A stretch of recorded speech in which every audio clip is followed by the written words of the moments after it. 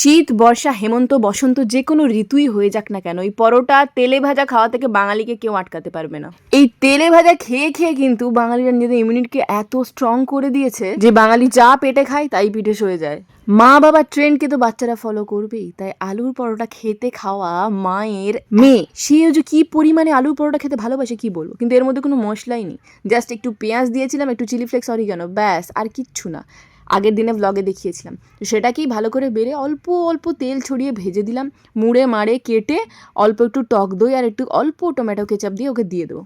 ওই যে বললাম খাওয়া দাওয়ার ব্যাপারটা, মানে টমেটো সসটাকেই বেশি প্রায়োরিটি দেওয়া হয় টক দইয়ের থেকে। টক দই তো খেতে ভালো লাগে না, না মুখটা ব্লান্ড লাগে। আর বাঙালিদের একটা অদ্ভুত স্বভাব আমি দেখে এসেছি, সেটা হচ্ছে যেটাই খেতে ভালো লাগে না বলে এটা আমার সহ্য হয় না, মানে আমিও করি আর কি। এদিকে দুনিয়ার যত হাবজি গাবজি সব সহ্য হয়ে যাচ্ছে, কিন্তু যেটা খেতে ভালো লাগে না, হেলদি, সেটাই নাকি আমাদের সহ্য হয় না। অনেক বকে ফেলেছি, ফালতুর জ্ঞান, তবুও বলছি এই গরমে এটা না খাওয়াই ভালো। কিন্তু গরম যদি সারা জীবনই থেকে যায়, যাওয়ার নাম না করে, তাহলে আমরা আর কি হেল্প করতে পারি। তাই যখন পারবেন তখন আলুর পরোটা খাবেন, সাথে দুটো আলুর চপ আর লঙ্কা ভেজে ভেতরে ঢুকিয়ে বড়া পাওয়ার মতো খেয়ে নিতে পারেন। ওহো, সেটা কি টেস্ট, অপূর্ব। অভিষেক শিখিয়েছিল আমাকে এইভাবে খেতে।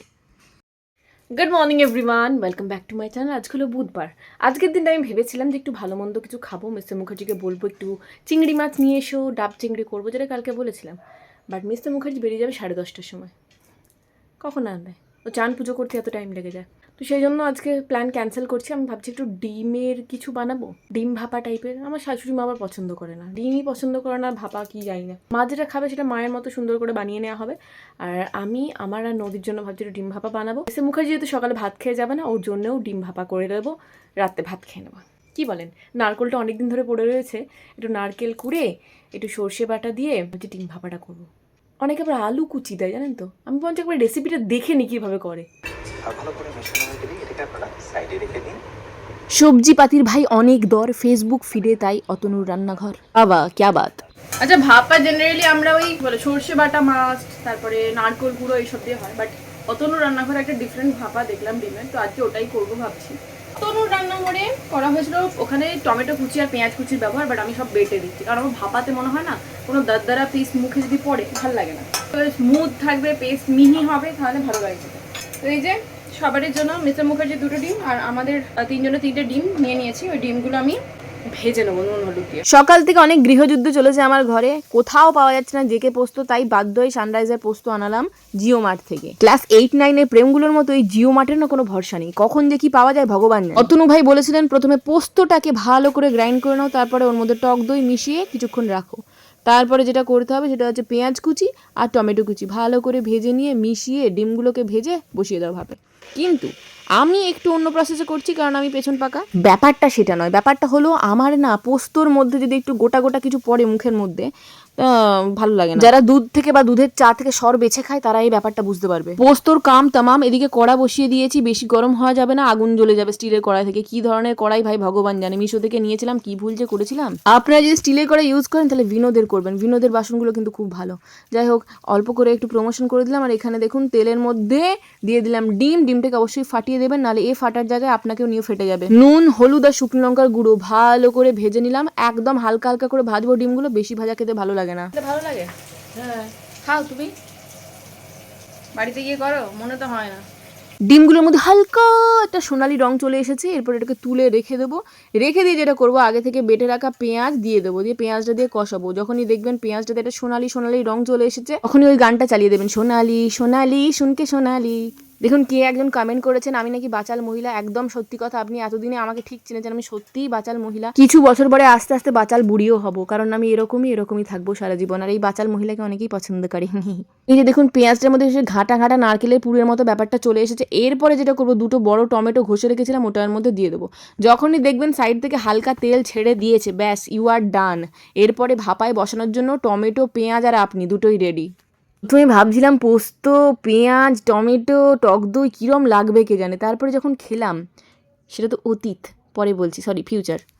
পোস্ত আর টক দই ভালো করে ঘুটিয়ে একাকার করে দিলাম। এরপরে আগে থেকে ভেজে রাখা ডিম, টপাক করে ফেলে দিলাম, ব্যাস কালারটা এত সুন্দর চেঞ্জ হয়ে যাবে আপনি জাস্ট ধরতেও পারবেন না।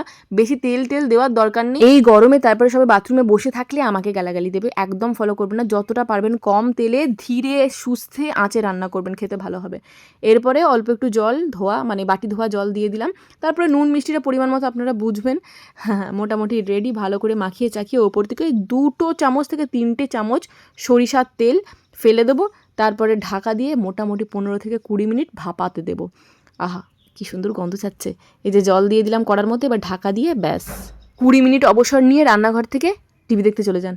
না আমি তো ভুলেই গেছিলাম, আমার আরেকটা রান্না আছে। আর বলবেন না, 2 দিন ধরে 4-5খানা চিংড়ি মাছ আমি ডিপ ফ্রিজে রেখেছিলাম, ওটাকে বের করেছি। আজকে কেন জানি না ইচ্ছে হলো চিংড়ি ডাল ভর্তা খাবো। অনেক দিন ধরে ফেসবুকে দেখেছিলাম, আজকে ওটা রেডি করব। এখানে মুসুর ডালটা ভালো করে সেদ্ধ করে নিয়েছি। এর মধ্যে দেবো 2-3টে শুকনো লঙ্কা ভাজা, 5-6 কোয়া রসুন ভাজা, আর বড় একটা পেঁয়াজকে কুচি কুচি করে ওটা ভাজা। সব একসাথে মিশিয়ে দিয়ে, হ্যাঁ চিংড়িটা ভাজতে বলবেন না, চিংড়ি ভাজা সব একসাথে মিশিয়ে দিয়ে এবার বাটো রে নয়ন মেলে। আরে আর কিছু না, কড়াই শুকনো করে খেয়ে নাও ভাতের সাথে গরম। তবে হ্যাঁ, ভর্তার মেন অ্যাসিড হলো এটাকে শুকনো করা। শুকনো না করলে কিন্তু টেস্ট আসবেই না। এদিকে দেখতে পাচ্ছেন আমার ডাল চিংড়ি বাটা রেডি হচ্ছে। এটাকে একদম শুকনো করতে হবে যাতে এক ফোঁটাও জল না থাকে।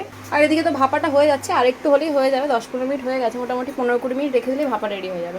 সব রান্নাই মোটামুটি হয়ে গেল। শুধু এইটা ভর্তা করার না ধৈর্য লাগে।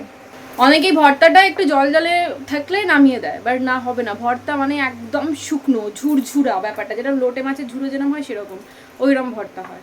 তো ভর্তা তো হচ্ছে, সাথে আমিও ভর্তা হচ্ছি। দেখতে পাচ্ছেন মুখটা পুরো একদম ফুলে কালো লাল সব একসাথে হয়ে গেছে। ঠিক আছে, তাহলে বিভৎস গরম, মনে হচ্ছে কয়লা খনিতে বসে আছি বলো।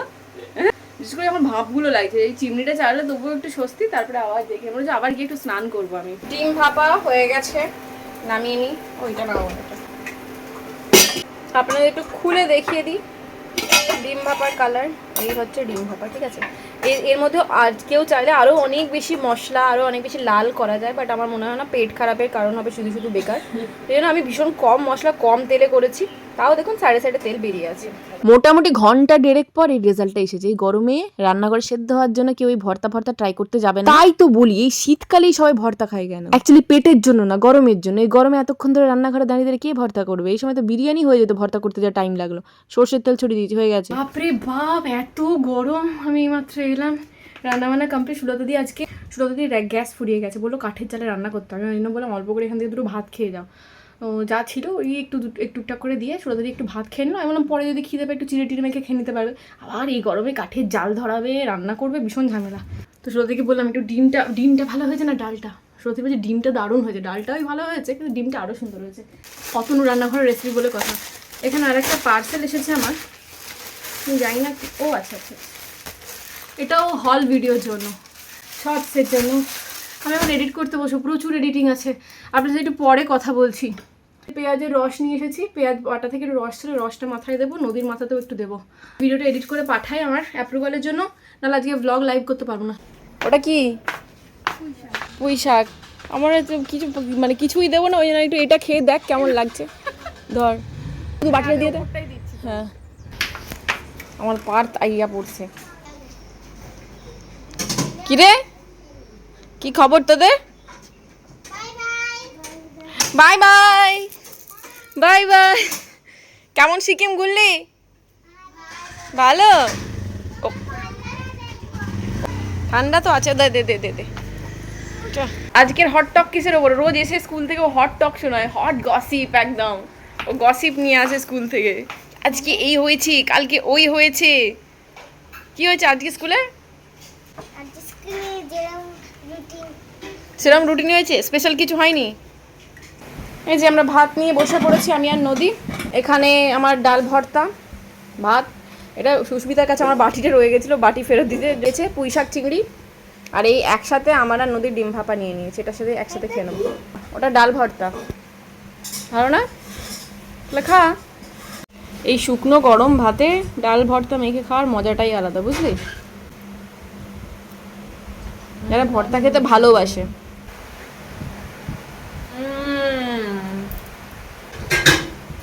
যেমন ডিমটা আছে আর তেমন ডাল ভাপাটা। আমি নদীকে বললাম ডিম ভাপাটা খেয়ে দেখ, অল্প মশলা নেই, ওরকম না। কেমন হয়েছে? ভাতটা মেখে দিই দাঁড়া। অস্মিতার চিংড়ি মাছ, পুঁই শাক চিংড়িটা টেস্ট করি।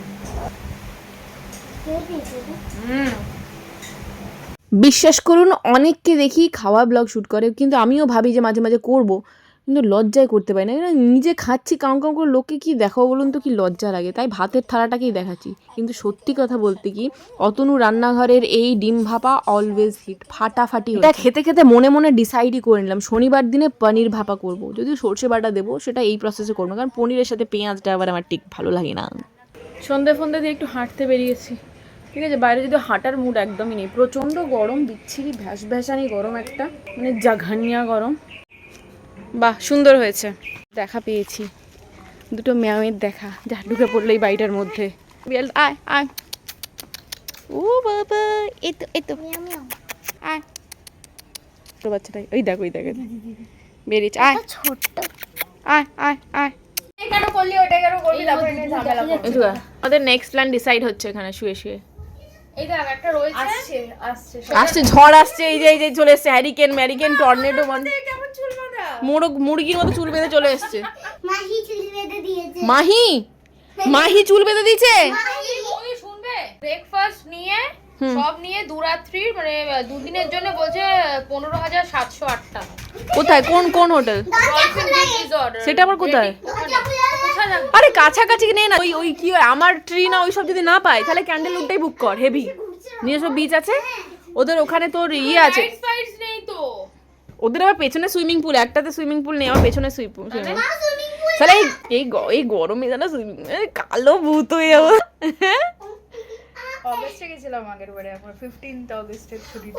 তখন তো বর্ষা নেমে গেছিল, এখন জুনে যাচ্ছি, বুঝতে পারছিস, জুলাই যাচ্ছিস, যাই হোক।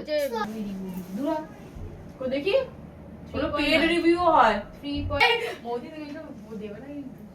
আবার বলছো পয়সা নেই। অ্যাট লিস্ট ওখানে তিনজনে মিলে যাবো, কোনো ঝামেলা না হয়। রয়্যাল ভিলা রিসর্টের উপরে ওই ইয়ে আছে, ইনডোর টাইপের, উপরে শেড দেওয়া, ভালো, আমরা কালো হব না। সেটা রিসর্টটা খুব ছোট, রাস্তার উপরে, যেখানে অরুণ আইসক্রিম আমরা খেলাম না, তার অপোজিটে একটুখানি হেঁটে গিয়ে। আরে আমারটা বুঝে দিয়ে তারপরে চোখে সাজা দেওয়া, আমি সারাক্ষণ পড়ে থাকবো এটা দিয়ে, তারপরে মেকআপ করবো। উঠে দেখছি চোখটা নীল হয়ে গেছে,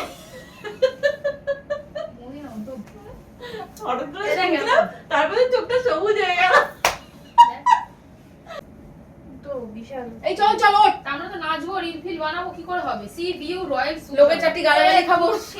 ইহুর বার্থডে ডেকোরেশন ইজ অন, এখনো পর্যন্ত কমপ্লিট হয়নি তো, এখনো ও বাড়ি বাকি, প্যান্ডেল বাকি, কমিউনিটি হল বাকি। এইটা বাড়িতে মানে সাজিয়ে যায় কি, কমিউনিটি হলে মেন প্রোগ্রামটা হবে, প্রোগ্রামস না সকাল থেকে এখানে গার্ডেনে হবে। গার্ডেনে সকালে, গার্ডেনে মরে যাবো যে গরমে। হ্যাঁ, এখানে তো গায়ে হলুদ তো হবে না, নিচে শেডের নিচে করবি, এরকম করে নাচ। গায়ে হলুদ তো এখানে করবো, গ্রিনারি আছে, তাই জন্যে পাখা দিয়ে দেবো একটা, কেটে যাবে। তাহলে পদ্ম ফুলটা বাকি যাবে কেন? পদ্ম ফুলের ওই পদ্ম ফুলের গামলাটাতে, তাই তো? হ্যাঁ হ্যাঁ হ্যাঁ, ওটাতে বসলে ভালো লাগে দেখতে। এই নদী বেরিয়ে আয়, আয় তাড়াতাড়ি। এটা হচ্ছে মৌদি, আমাদের সব টি-শার্ট এসছে জিমের। বিরিয়ানি খাবে না বলছো তাহলে? না বিরিয়ানি খাবো না, ডিমের ঝোলটাই ঠিক আছে। মিটে দেখেছো কত মোটা হয়ে গেছি? কই মোটা হয়ে গেছে, ঠিকই তো আছে। গোল হয়ে গেছি, গোল হয়ে গেছি। না তাও থাকবে না, কাকিমা বুঝতে পারবে অনেকদিন পরে থেকে। এই তুমি বলো না, তাও থাকবে না। এই গেটটা বন্ধ করিস। না করব না, আসবি না চলো। বাড়ি ফিরে সোজা ছাদে এলাম। এইগুলো সন্ধ্যেবেলায় দিয়েছিলাম, ওয়াশিং মেশিনে কাঁচা হয়েছে, কিন্তু এখনো ভালো করে না শুকায়নি। তবুও রাত্রেবেলা জামা কাপড় ছাদে রাখতে নেই, সেজন্য তুলে নিচ্ছি, কালকে সকালবেলা আর একবার দিয়ে দেবো। উফ, এখন এখানে জলেরও তো প্রবলেম হচ্ছে, নাহলে অনেক আগেই দিয়ে দিই। এখন হয় অফিস বেরোই, তারপরে দিই, ওই জন্য এত দেরি হয়। গরমকালে না সবারই জলের দরকার। গরমকালে ধরুন সবাই একবারের জায়গায় 3-4 বার স্নান করে, এমনি ঘেমে স্নান করে যায়, তারপরে আবার স্নান করে। মুখ ধুয়ে যায় তো মুখই ধুয়ে যায়, গা ধুয়ে যায় তো গা ধুয়ে যায়, দাঁত ধুয়ে যায় তো দাঁতই ধুয়ে যায়, মানে যতটা জলের সংস্পর্শে থাকা যায়। এই গাছগুলোকে দেখে মায়া লাগে, সারাদিন কি কড়া রোদ সহ্য করে বলুন তো। তার মধ্যে যেটা হলো দেখুন, আমার উচ্ছে গাছটা মরে গেল। আমি জানতাম, এই এতদিন ছিলাম না, মানে বৃষ্টি হয়ে গেছে। আর এই গ্রো ব্যাগগুলো না ড্রেনেজ সিস্টেম টবের মতো তো ভালো হয় না, তো তলায় জল জমে গিয়ে পচে গেছে না, কি কে জানে। দেখে কালকে ফেলে দেবো, আর কি করবো। বাকি সব গাছগুলো মোটামুটি ঠিকই আছে, দেখা যাক কি হয়। হেয়ার ফল মুবারক হোক। কার কিরকম হেয়ার ফল হচ্ছে আগে কমেন্টে জানাও। আমার তো ট্রিমেন্ডাস, একে চুল নেই মাথায়, এরপরে যদি হেয়ার ফল হয় আর কি বাঁচবে ভগবান জানে। পুরো ভর্তি, মানে এত হেয়ার ফল কেন হচ্ছে আমি বুঝতে পারছি কেন, কোনো বাসি কাজ করছে না, জল তো পেট ঠান্ডা, এত জল খাচ্ছি, কেজি কেজি জল খাচ্ছি, গোঁদ কাতিলা খাচ্ছি, শশা খাচ্ছি, পেট ঠান্ডা রাখছি, যোগা করছি, কমছে না, কিছুতেই কমছে না। এটা কিছু করার নেই, এটা গরমে ঘাম জমে হচ্ছে। হেয়ার অয়েলটা নাকি আপনাকে পুরোপুরি 100% গ্যারান্টি দিচ্ছে যে আপনার নাকি হেয়ার ফল কমে যাবেই যাবে, সেটা হচ্ছে নিকোনি, এটা কোনো অ্যাডভার্টাইজমেন্ট না।